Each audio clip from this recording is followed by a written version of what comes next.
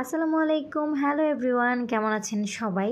বাড়িতে যাওয়ার সময় এই রাস্তাটা আমার অনেক বেশি পছন্দের। এখানে একটা রেস্টুরেন্টও আছে, ওই রেস্টুরেন্টে বসে আমার খেতে খুবই ভালো লাগে, কারণ ওই রেস্টুরেন্টটা হচ্ছে দোতলায়। রেস্টুরেন্টে বসলে এই পানিগুলো আর কি দেখা যায়, যে জন্য আমার অনেক পছন্দের। তো আমরা চলে আসলাম আমার খালার বাড়িতে। আমার খালার বাড়ির এরিয়াটা মানে গ্রাম সাইড, আর খালার বাড়িতে বেড়ানোর পরেই চলে আসছি নানু বাড়িতে। নানু বাড়িতে গেলে আমি টুকিটাকি কাজ করার চেষ্টা করি নানু আর মামিদের সাথে।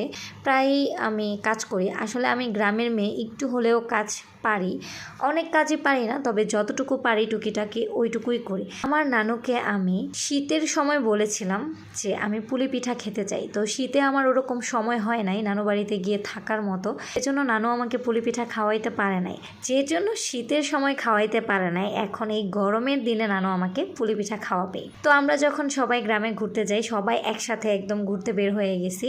আমি, মানহা, তারপরে এখানে একটা বেবি ছিল, ও মানহার সমবয়সী অনেকটা।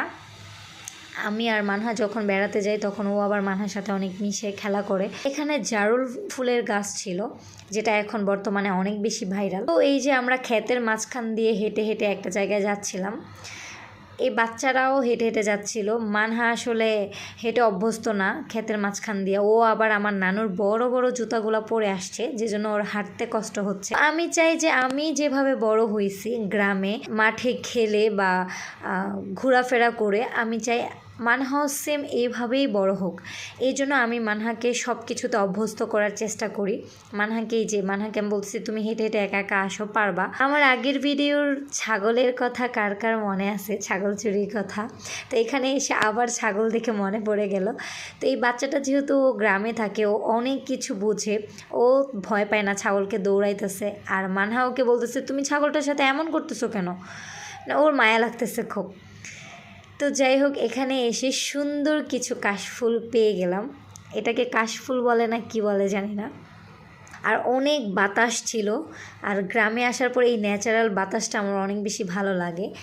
এটা হচ্ছে আমার খালার বাড়ির উঠোনে একটা কাঁঠাল গাছ ছিল, আর আলহামদুলিল্লাহ দেখেন এই গাছে এত বেশি কাঁঠাল আসছিল, এটা দেখে আমার অনেক ভালো লাগতেছিল।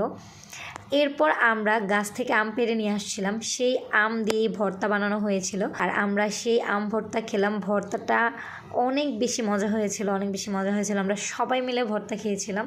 আর এরপর এখানে রান্না বান্না শুরু হয়ে গেছে। এটা হচ্ছে আমার নানুর বাড়িতে, নানুরা রান্না করতেছে। আমার নানুরা, খালারা সবাই মাটির চুলায় রান্না করে।